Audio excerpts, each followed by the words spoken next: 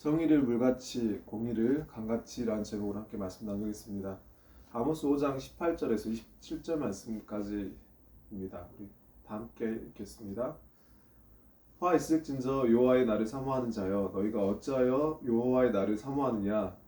그 날은 어둠이요 빛이 아니라 마치 사람이 사자를 피하다가 곰을 만나거나 혹은 집에 들어가서 손을 벽에 대었다가 뱀에게 물림 같도다. 여호와의 날은 빛없는 어둠이 아니며 빛남 없는 캄캄함이 아니냐.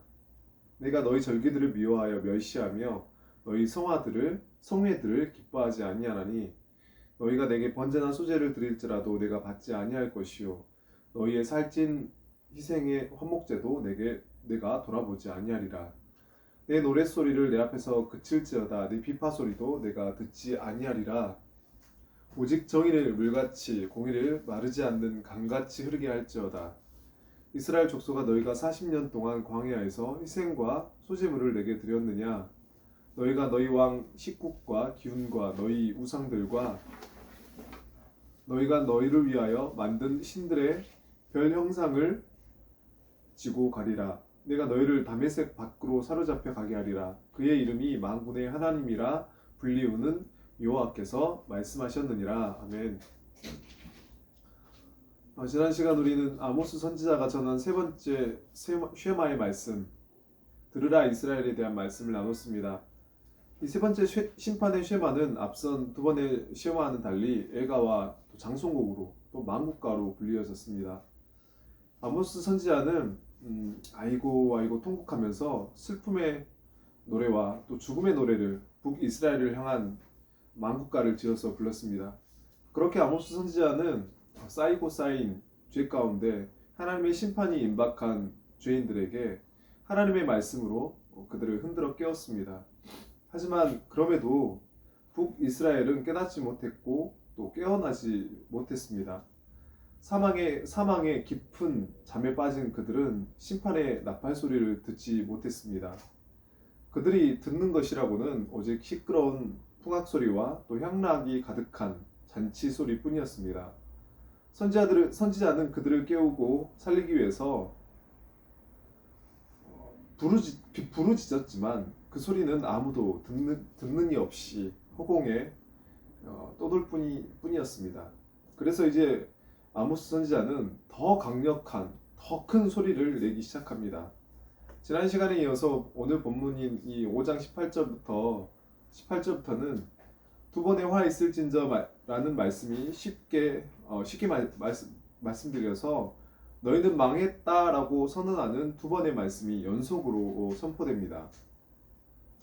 앞서 이 예가를 두 번 불렀습니다. 그런데 이제 그럼에도 그들이 깨어나지 않자 이제는 더 큰 소리로 외치면서 그들을 이제 깨우는 것입니다.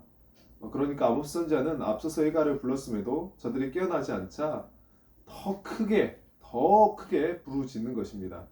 더 크게 심판의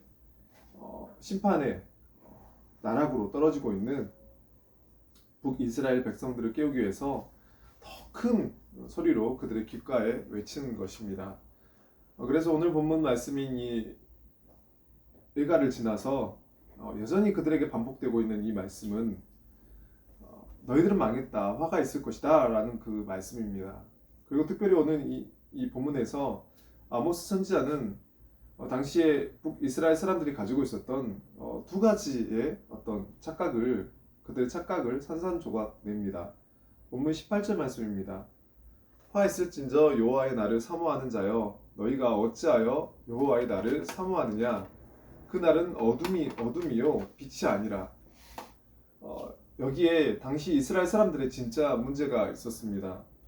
당시 북이스라엘의 사람들은 온갖 포악과 겁탈을 일삼고 있었고 학대와 불의를 자행하고 있었습니다. 그런데도 그들은 어떻게 생각했냐면 우리는 구원받아 마땅해 라고 생각하고 있었습니다. 하나님의 선택을 받은 선민들이니 심판날이 되면 우리는 자연히 구원받을 거야 라고 이렇게 큰 착각을 하고 있었습니다.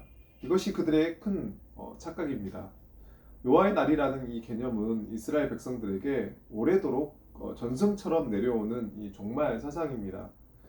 그 뿌리는 가나안 정복 전쟁으로 볼 수 있습니다. 이 여호와의 날이란 종말의 때가 오면 여호와께서 일어나셔서 자기 백성들을 위해 전쟁을 친히 이끄시고 이스라엘에게는 승리를 주시고 대적들에게는 패배를 주시는 원수를 섬멸하고 소탕하신다고 믿는 그런 날입니다. 그래서 북이스라엘은 이 여호와의 날을 기대했습니다. 그래서 여러 제사를 드리고 절기를 드리고 축제를 벌이면서 그들이 이 승리를 거둘 여호와의 날이 속히 오기를 소망했던 것입니다.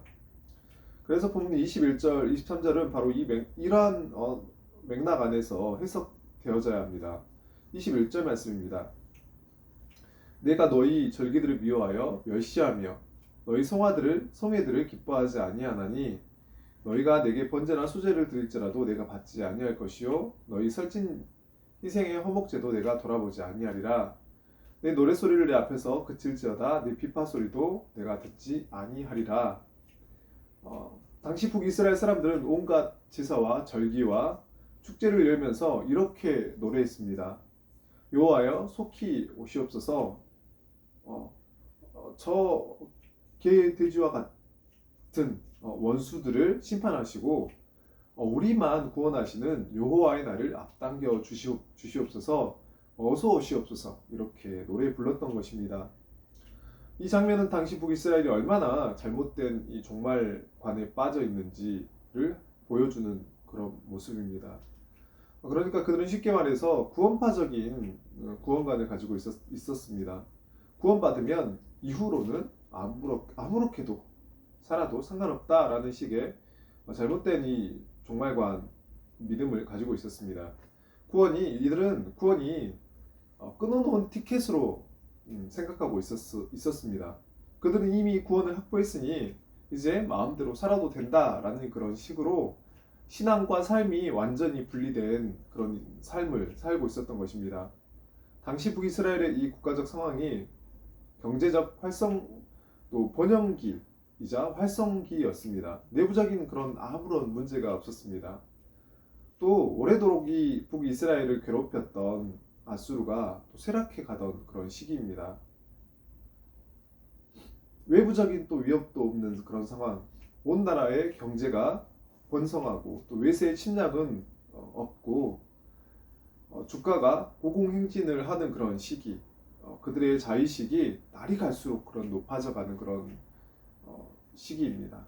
이 세상 어떤 나라도 우리 북이스라엘을 이길 수 없고 또 우리가 세계 최고야라는 그런 인식이 그들의 사고를 잠식하기 시작했습니다.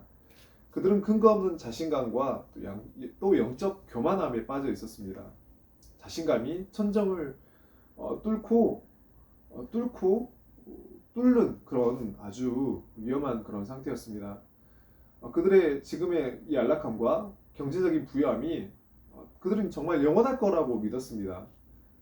지금의 어떤 이 외교적인 그런 상태가 또 영원할 거라고 믿었습니다. 그리고 그러한 착각은 그들의 정신만을 마비시키는 것이 아니라 또 그들의 신앙마저 마비시켰습니다. 이들의 민족적인 이 교만은 자연스레 구원에 대해서 독점적인 그런 사고로 이어져 갑니다. 북이스라엘은 타 민족들을 깔보기 시작했습니다. 기회만 되면 그들을 짓밟을 생각만 하고 있었습니다. 그래서 그토록 열심히 제사와 절기와 노래를 부르면서 여호와여 어서 오시옵소서 속히 우리 이스라엘이 온 세계를 정복할 날을 주십시오 라고 이렇게 가장 우월한 우리 민족이 저 무지한 민족들을 쓸어버리고 세계 최고가 되게 해주십시오 이렇게 기대하면서 여호와의 날을 속히 오게 해달라고 그렇게 여러분 기도했던 것입니다. 그들은 힘의 논리를 맹신했고 세계 정복을 꿈꾸고 타 민족을 무자비하게 쓸어버리려고 했습니다. 그리고 그것은 또 가능해 보였습니다. 당시 북이스라엘이 너무나 잘 나가니까 그들의 민족적인 이 자의식은 팽창하다 못해서 터질 지경이었던 것입니다. 그런데 바로 그때 국가 안에서 잔치가 벌어지고 있는 그때 웬 이름 모를 선지자가 나타나서 아이고 장송곡을 부르기 시작하는 것입니다. 자기들은 축제를 열고 또 거나하게 취해서 비틀거리면서 우리 북이스라엘이 반드시 전 세계를 정복할 거야 라는 그런 노래를 부르는 그런 상황에서 아모스가 등장해서 갑자기 찬물을 확 끼얹는 것입니다. 그러면서 아모스는 이렇게 말합니다. 화로다, 망했다, 너희는 망할 것이다. 어째서 여호와의 날을 기다리느냐? 그날이 오면 너희가 제일 먼저 망할 것인데 무슨 자신감으로 여호와의 날을 기다리느냐? 이렇게 꾸짖었던 것입니다. 당시 북이스라엘은 하나님을 믿는다고 말했지만 하나님과는 전혀 관계없는 그런 나라였습니다. 거기에는 하나님의 말씀이 없었고 참된 제사가 없었고 정의와 공의는 눈을 씻고 찾으려고 해도 찾아볼 수 없었습니다. 그런데 그들은 하나님과 정반대로 가고 있으면서 자신들이 구원받을 거라고 착각하고 있었던 것입니다. 그래서 아모스 선지자가 목소리를 높여서 계속해서 나태와 오만에 빠진 이 북이스라엘을 깨우는 것입니다. 지금 너희들에게 준비된 것은 심판과 죽음이다.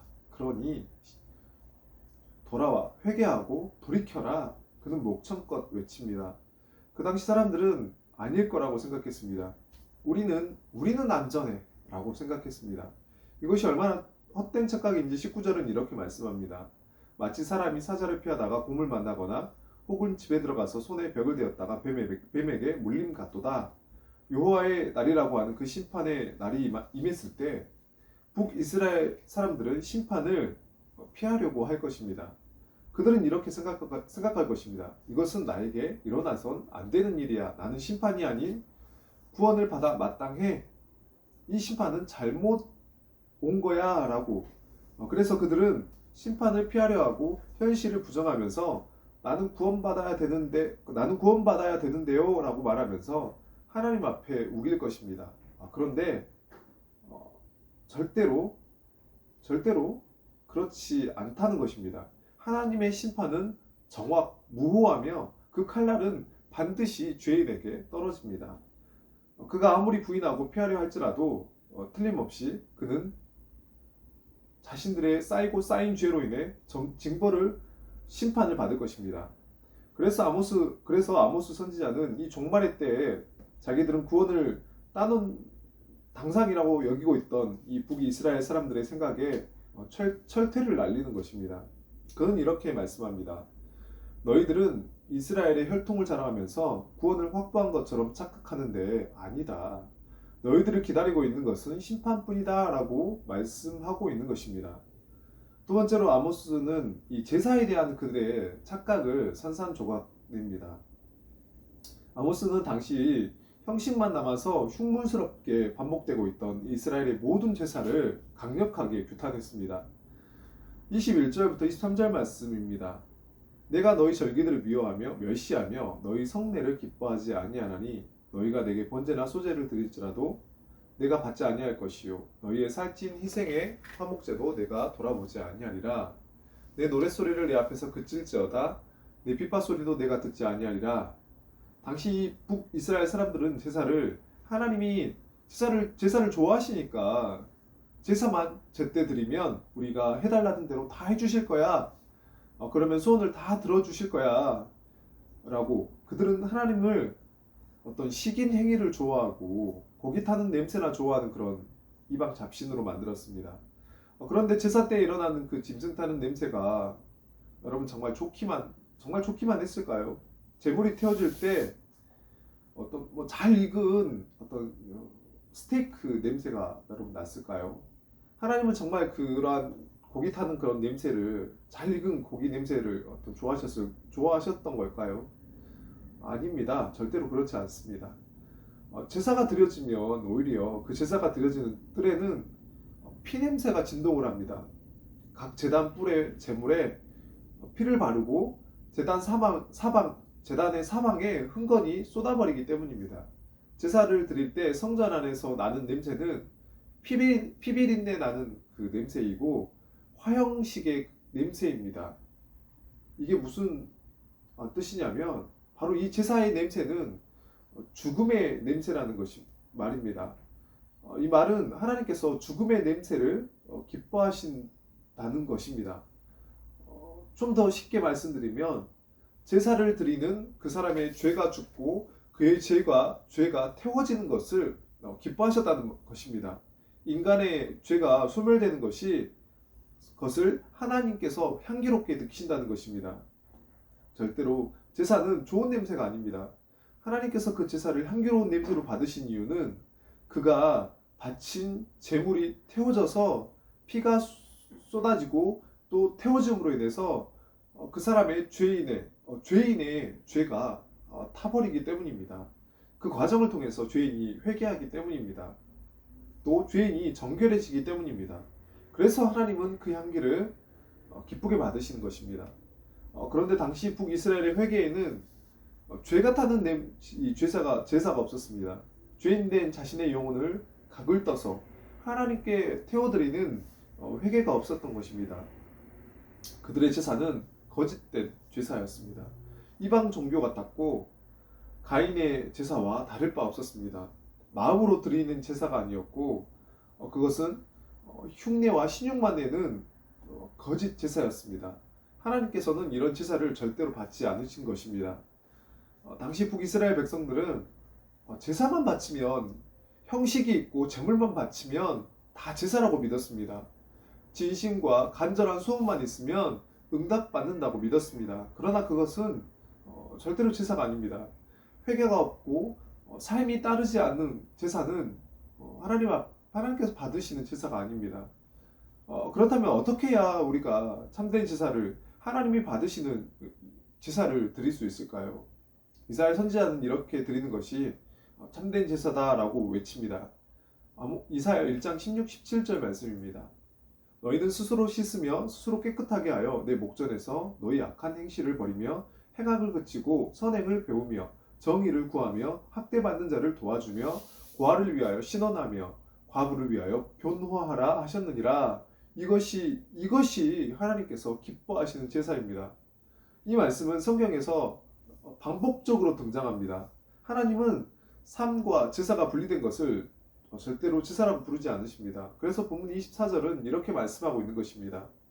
오직 정의를 물같이 공의를 마르지 않는 강같이 흐르게 할지어다. 이 말씀은 아모스 전체의 주제이자 또 성경의 주제이기도 합니다. 하나님께서는 절대로 외형적인 이 종교 형식이나 의식적인 제사 행위를 원하지 않으십니다. 하나님께서 원하시는 것은 정의와 공의를 행하는 삶입니다. 다윗도 그것을 깨달았습니다.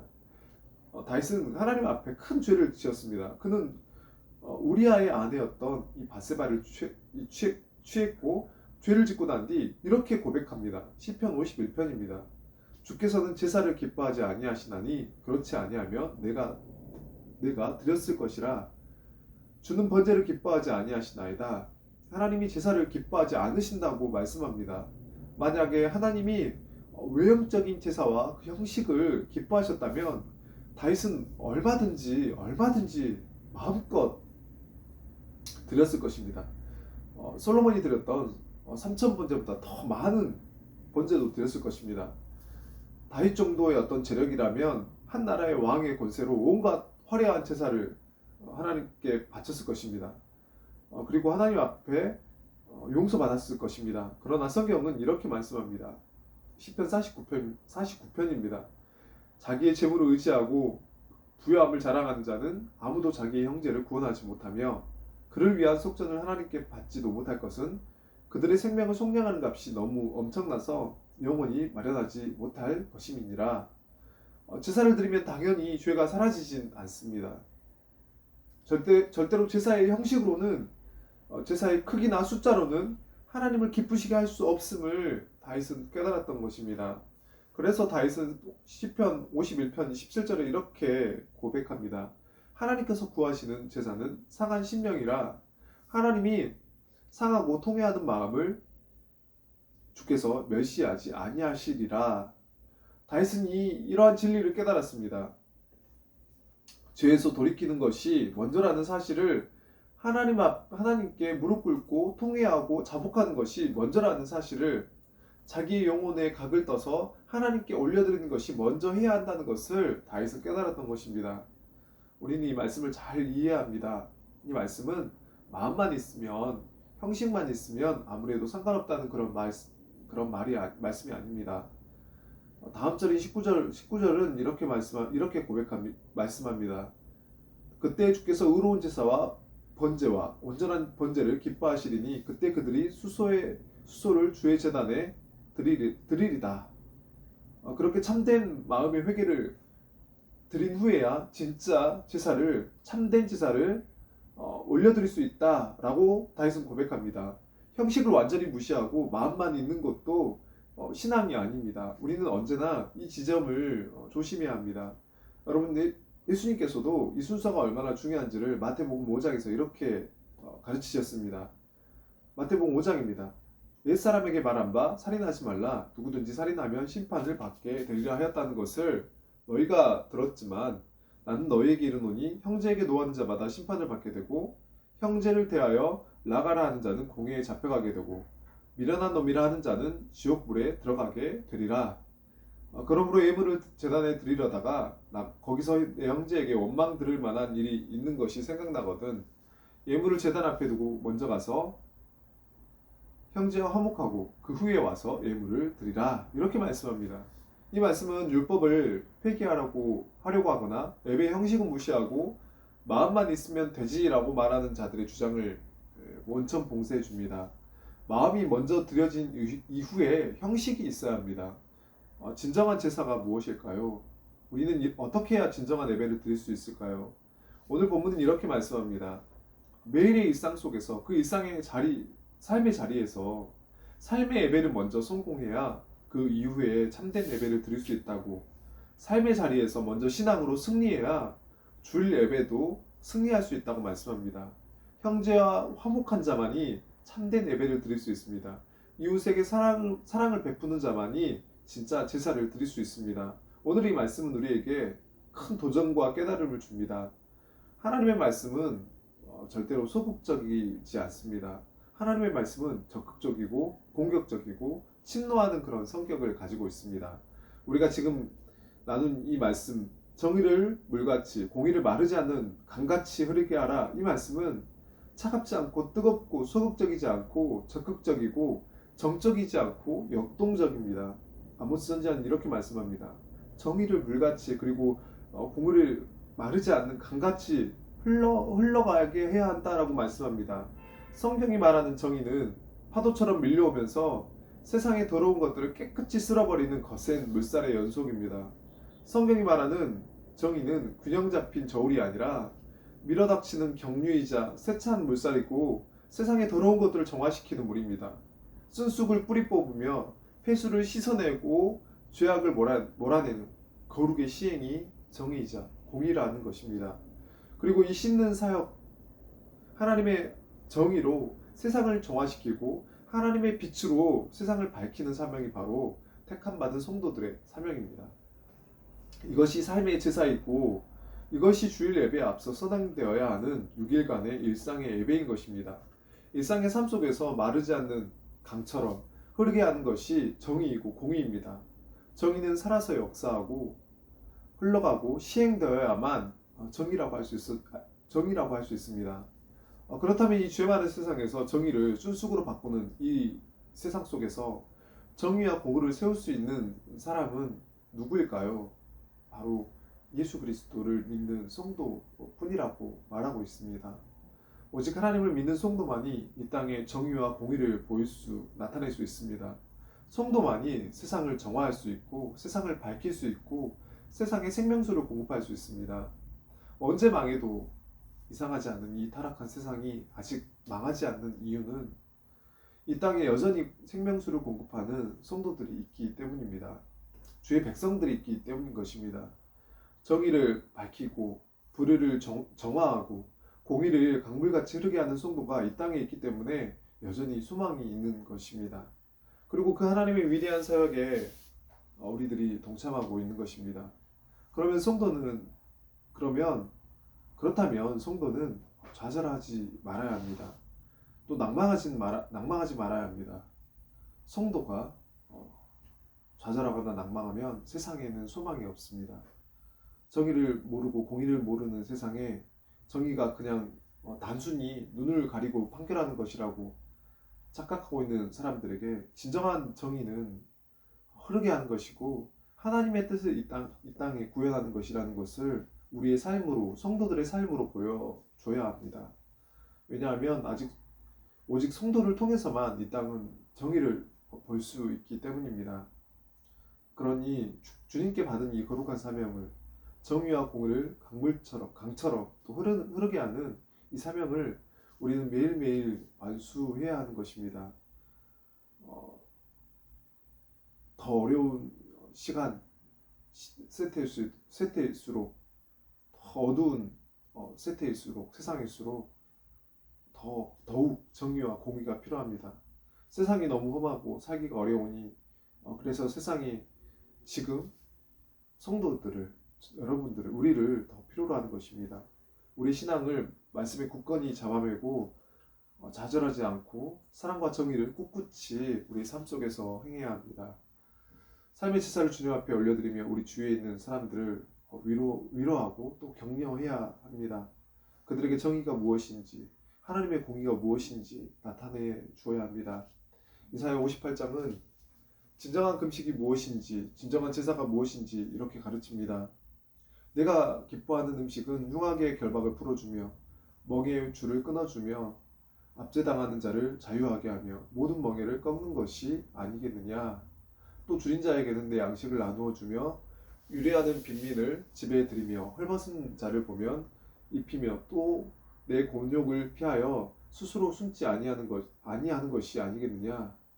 그래야 내 빛이 새벽같이 비칠 것이며 내 치유가 급속할 것이며 내 공의가 내 앞에 행하고 여호와의 영광이 내 뒤에 호위하리니 내가 부를 때에는 나 여호와가 응답하겠고 내가 부르짖을 때에는 내가 여기 있다 하리라. 만일 내가 너희 중에서 멍에와 손가락질과 허망한 말을 제하여버리고 줄인 자에게 내 심정이 동하며 괴로워하는 자의 심정을 만족하게 하며 내 빛이 흑암 중에서 떠올라 내 어둠이 낙하같이 될 것이며 여호와가 너를 항상 인도하여 메마른 곳에서도 내 영혼을 만족하게 하며 내 뼈를 견고하게 하리니 너는 물된 동산 같겠고 물이 끊어지지 아니하는 샘 같을 것이라. 11절은 이렇게 말씀합니다. 여호와가 너를 항상 인도하여 메마른 곳에서도, 메마른 광야에서도 영혼을 만족하게 하실 것이라고 말씀합니다. 우리의 뼈를 견고하게 하시며 우리를 물된 동산과 같이 물이 끊어지지 않는 샘같이 하실 것이라고 말씀합니다. 공의와 정의가 흐르는 강같이 우리의 삶을 풍요롭게 하실 것이라고 약속하십니다. 이 말씀에 우리의 소망이 있습니다. 하나님을 의지할 때 우리는 계속해서 세상의 정의와 공의를 흘려보낼 수 있습니다. 주께서 인도하시니 메마른 곳에서도 생수가 날 것입니다. 반석 되신 예수께서 가난한 영혼을 만족시키시고 영원히 목마르지 않는 물을 우리를 통해서 이 땅에 공급하실 것입니다. 이 사명은 생명과 구원을 흘려보내는, 이 땅 가운데 이 세상에 흘려보내는 것입니다. 정의와 공의를 마르지 않게 하는 것입니다. 고인물은 썩겠지만 흐르는 물은 생명을 만들어냅니다. 이사야 43장에서 우리는 이렇게 말씀합니다. 보라, 내가 새 일을 행하리니 이제 나타낼 것이라. 너희가 그것을 알지 못하겠느냐. 반드시 내가 광야의 길을 사막의 강을 내리니 장차 들짐승 곧 승냥이와 사자도 나를 존경할 것은 내가 광야의 물을 사막의 강들을 내어 내 백성 내가 택한 자에게 마시게 할 것이니라. 아멘. 이 말씀 속에서 우리가 힘을 얻고 또 위로를 얻었으면 좋겠습니다. 이 시간 이 말씀이 또 신음하고 또 메말라 있던 자의 또 영혼을 깨우게 되길 바랍니다. 이 말씀에 혹시나 그 마음이 또 얼어붙은 그 마음들을 녹이고 주께서 그 영혼에 생수가 흐르게 해주셔서 또 회복하게 하실 줄을 믿습니다. 끝까지 하나님을 신뢰하시기 바랍니다. 우리를 통해서 또 우리의 삶과 우리들의 삶과 또 가족과 여러분들의 직장과 또 공동체가 살아날 것을, 또 거기에 생명수가 흐를 것을 믿으시기 바랍니다. 흔들리지 말고 오직 하나님을 신뢰하시고 우리의 사명과 또 생명을 기억하셔서 하나님을 따라서 정의를 물같이 공의를 마르지 않는 강같이 흐르게 하는 그런 삶의 예배를 승리하고 또 주일에 또 하나님 앞에 드려지는 그 예배 또한 승리하고 참되게 하나님 앞에 드릴 수 있는 그런 복된 복된 인생 되시길 바라겠습니다. 기도하겠습니다. 살아계신 아버지 하나님, 너무나 잘 먹고 잘 살고 있는 북이스라엘 사람들, 하나님과 전혀 상관없는 예배를 드리면서 또 제물을 드리면서 그것을 하나님께서 받으신다 생각하고, 또 그렇게 많은 제사를 드리고 또 많은 제물을 드릴 때 또 하나님께서 복 주신다는 이런 착각을 하고, 또 나는 당연히 또 아브라함의 자손이기에 구원은 받았다라고 생각하는 자들에게 하나님께서 바라시는 어떤 삶이 정의와 공의를 행하는 삶이 되지 않는다면, 그러한 것은 거짓된 제사이고 거짓된 예배이고 또 그러한 제사와 예물을 받지 않으신다는 하나님의 말씀을 우리가 오늘 봅니다. 하나님, 우리의 또 신앙 또한 삶과 또 우리 신앙이 너무나 분리되어서 그렇게 살아가고 있는 어떤 이중적인 어떤 그런 삶을 살아가고 있는지 또 우리를 돌아볼 수 있는 은혜를 허락해 주십시오. 신앙과 삶이 정말 일치되는 그런 하나님 앞에 합당한 자로서의 성도로서 삶을 살아갈 수 있도록 주님 도와주십시오.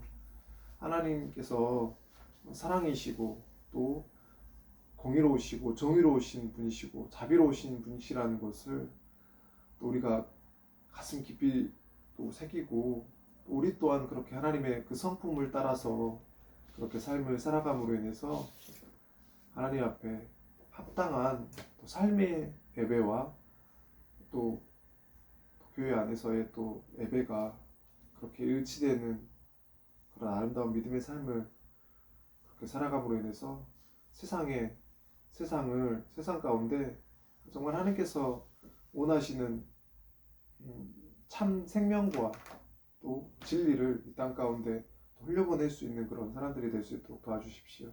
살아계신 예수님의 이름으로 기도합니다. 네.